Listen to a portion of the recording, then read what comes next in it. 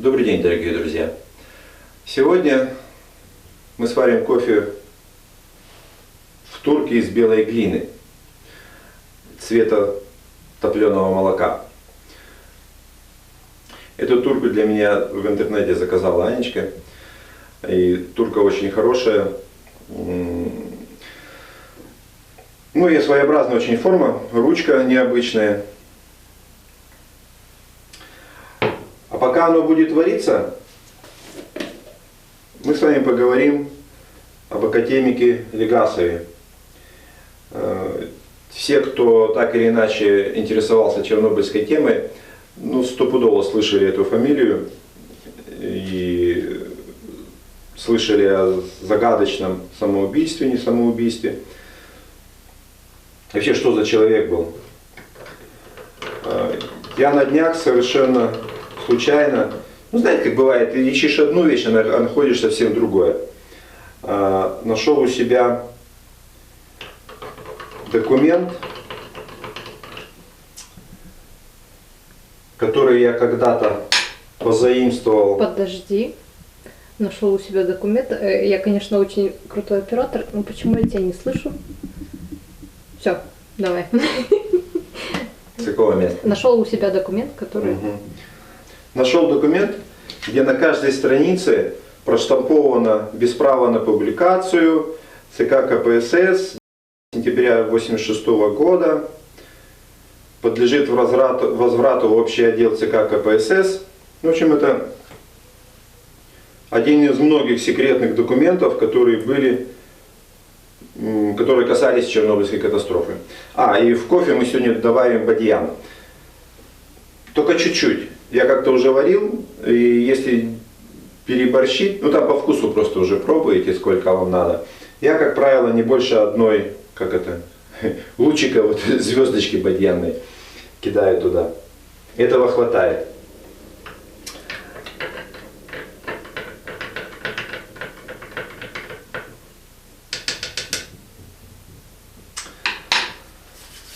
Так вот, это оказалось документ без названия. Для служебного пользования экземпляр 1. То есть он не тиражировался даже с ЦК КПСС. Это типа докладной записки Валерия Легасова в ЦК КПСС по итогам совещания МАГАТЭ в конце августа 1986-го, где он делал доклад по Чернобылю. Интересный документ, зачитаю вам некоторые выдержки. В интернете вы его пока не найдете. К этому видео я дам ссылку на этот документ. Я его отсниму и выложу. И вы сможете с ним ознакомиться самостоятельно, более подробно прочитать. А роль самого Легасова, трудно переоценить в ликвидации. Он хоть по образованию был физик-химик, неорганик, и на момент аварии был первым заместителем Института атомной энергетики имени Курчатова. И на Чернобыльскую станцию он попал вечером 26 апреля как член первого состава правительственной комиссии. Историю его я полностью рассказывать вам не буду. Я также дам ссылки в интернете, которые я нашел. О нем достаточно много информации, но вот то, что я читал, оно больше похоже на правду. В том числе и прочитав эту информацию, у меня сложилось свое, что ли, мнение, почему он 27 апреля 1988 года повесился у себя дома. Так сложилось, что из-за своих взглядов он стал неугоден более консервативным ученым. После Чернобыля его дважды подавали на награждение Героем социалистического труда. Дважды вычеркивали. В 1986 году, когда составляли списки на награждение за ликвидацию. И вот тоже оттуда вычеркнули. Горбачев высказался, что ученые не советуют. То есть в своем кругу он, насколько я понял, он был белой вороной. Из разных источников у меня информация, не хочу называть фамилии. Изначально на доклад должен был представлять Горбачев. Но он сказал, что пусть едет ученый, который там был. И Легасову как бы дали все полномочия брать тех специалистов, которых он посчитает нужным, собрать команду и подготовить доклад. А перед этим была информация, что на МАГАТЭ уже готова рабочая резолюция с очень жесткими санкциями в отношении Советского Союза. Заморозить атомную энергетику, провести полную инспекцию. А кроме того, чего еще боялось советское руководство, наложить, как это говорят, контрибуцию, то есть возмещение ущерба, нанесенного выпадением радиоактивных осадков на Европу. Но я думаю, что если бы это произошло, суммы были бы сумасшедшие. Европа бы выставила счет по полной. На сам доклад было отведено по расписанию, там, по-моему, час или полтора. Но когда узнали, что вместо Горбачева едет Легасов, количество участников резко возросло. Доклад длился около 5 часов. Плюс около часа Легасов потом отвечал на вопросы. И резолюция была она была изменена в лучшую сторону для Советского Союза. Сам доклад я пересказывать не буду, он очень большой, там 700 страниц.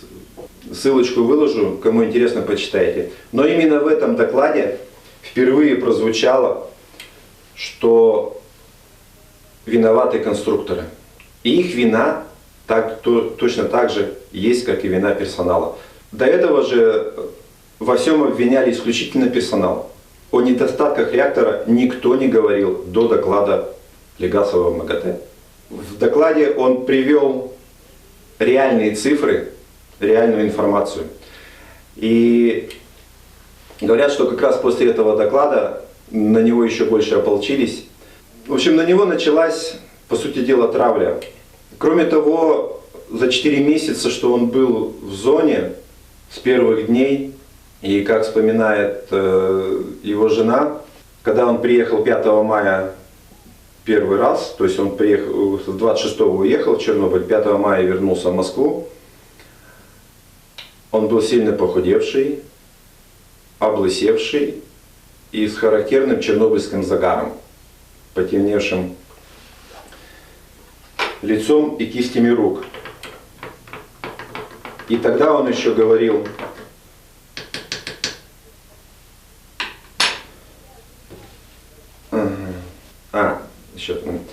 Тогда он говорил, что на станции царила безалаберность, испуг и неготовность к ситуации. Как в 1941 году, но еще в худшем варианте. С тем же брестом, с тем же мужеством, с той же отчаянностью и с той же неготовностью. То есть он первый, кто озвучил еще одну причину случившегося в Чернобыле. Именно вот безалаберность в строительстве, безответственность в строительстве атомных станций, которые пустили на поток. Отсутствие культуры безопасности как таковой. И на лозунг, который в Советском Союзе очень был распространен, быстрее, выше, сильнее, он всегда спрашивал: а какой ценой? Ну, мы заплатили ценой Чернобыля. Ускоренное развитие атомной энергетики, когда промышленность, а главное, что люди, эксплуатирующие, не были готовы к таким масштабам.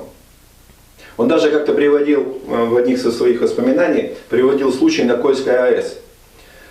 когда по чистой случайности оперативный работник заметил свищ в сварном шве главного контура. И когда остановили, вскрыли шов сварной, а сварного шва по сути дела нет. То есть при монтаже, чтобы ускорить работу, ну, у нас же тогда было вперед-вперед, быстрее-быстрее, раньше срока, премии дадут и все прочее. Вот. В сварной шов был заложен электрод и сверху просто заварен.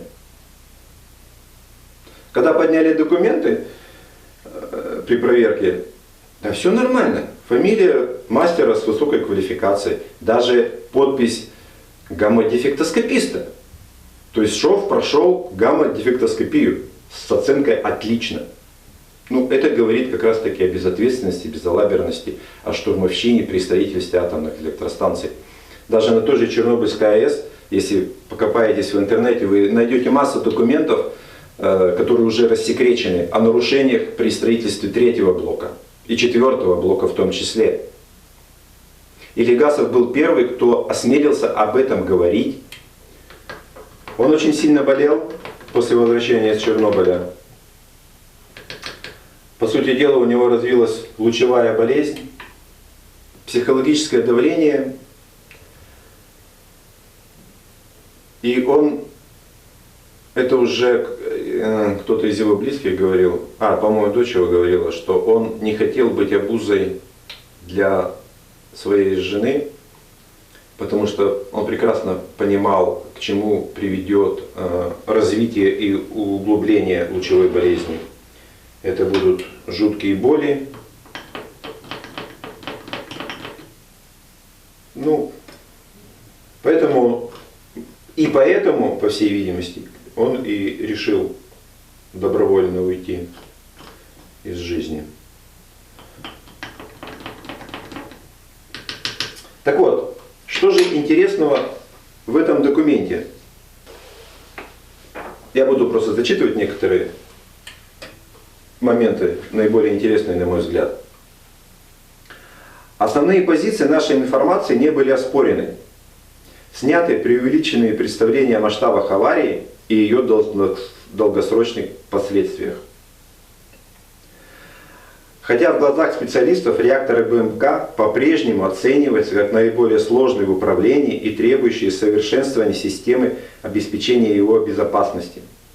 Легасов говорил, что в РБМК заложен огромный потенциал химической энергии. И при какой-либо аномальной ситуации может возникнуть парациркониевая реакция с огромным выделением водорода, что, собственно говоря, и произошло 26 апреля. Далее, я особо не буду тут останавливаться. Он тут отмечает, что наиболее существенным замечанием следует признать определение саркофага со стороны экспертов не как могильника радиоактивных останков блока, а как биологическую защиту работающих на площадке АЭС и вокруг нее. Это немаловажный фактор.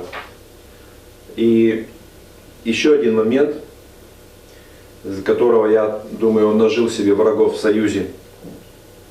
И, наконец, вызвало удивление отсутствие в предоставляемой информации раздела, посвященного структуре взаимодействия всех ведомств и предприятий, обеспечивающих работу атомных электростанций. То есть он фактически заявил, что в Советском Союзе нет такой структуры взаимодействия между предприятиями атомной промышленности. И по мнению экспертов, это один из определяющих состояние безопасности факторов.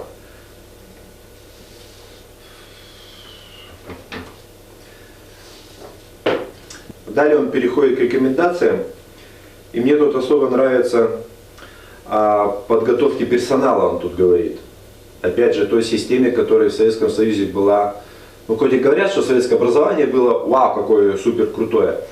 Но самой такой системы, которая возникла после аварии на американской АЭС Тримей-Айленд, в большинстве стран владельцев АЭС, где они существенно повысили культуру обращения с атомными реакторами, изменили многие процедуры и структуры, что повысило безопасность не только в атомной промышленности, но и на многих других опасных производствах. В Советском Союзе этого не было.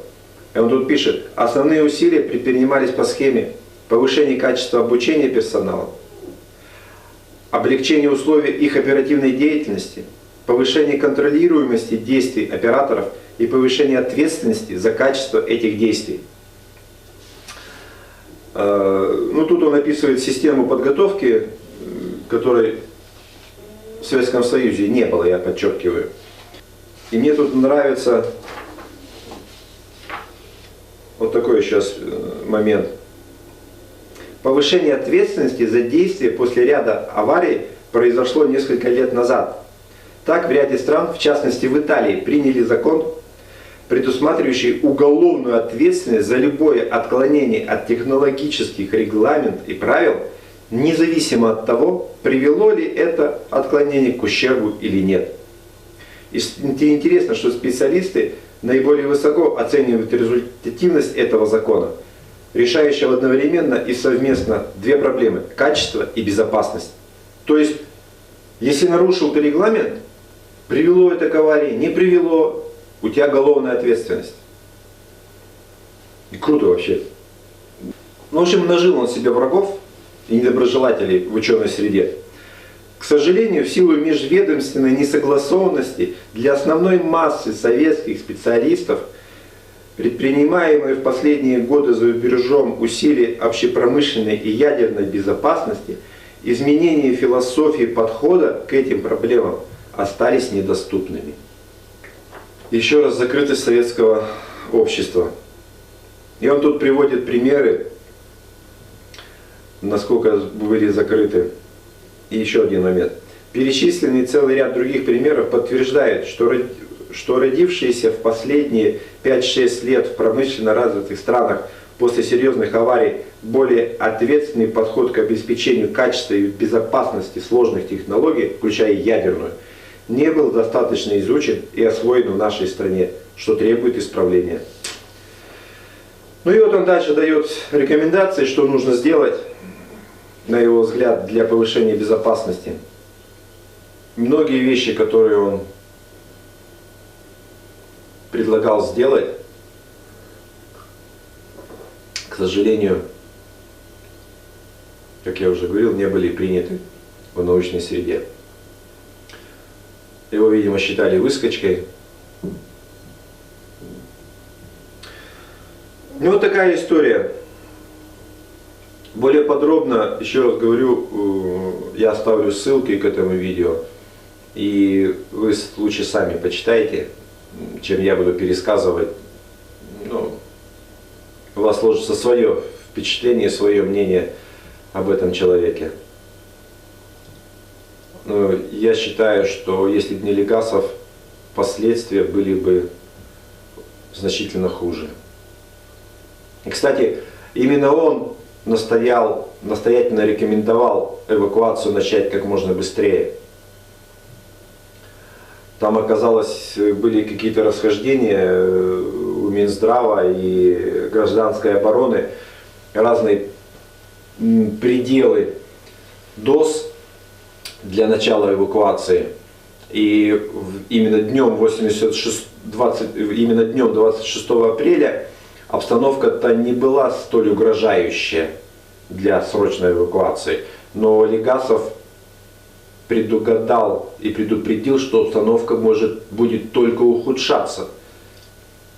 И лучше эвакуировать прямо сейчас, не дожидаясь, когда обстановка ухудшится настолько, что будет уже некого эвакуировать. И в данном случае, слава Богу, правительственная комиссия прислушалась к его мнению, и 27 числа началась эвакуация. Так что, еще раз подчеркиваю, без его участия последствия катастрофы были бы хуже. И спасибо, что у нас были такие люди, которые могли и не боялись выступать против системы. Но, к сожалению, система таких людей ломает. Следующее видео я сделаю в Черновцах. Ну, расскажу о всякие истории, байки, которые мне рассказали, которых сам был свидетель. И в какой-то степени они будут смешные, забавные скорее. Будем жить.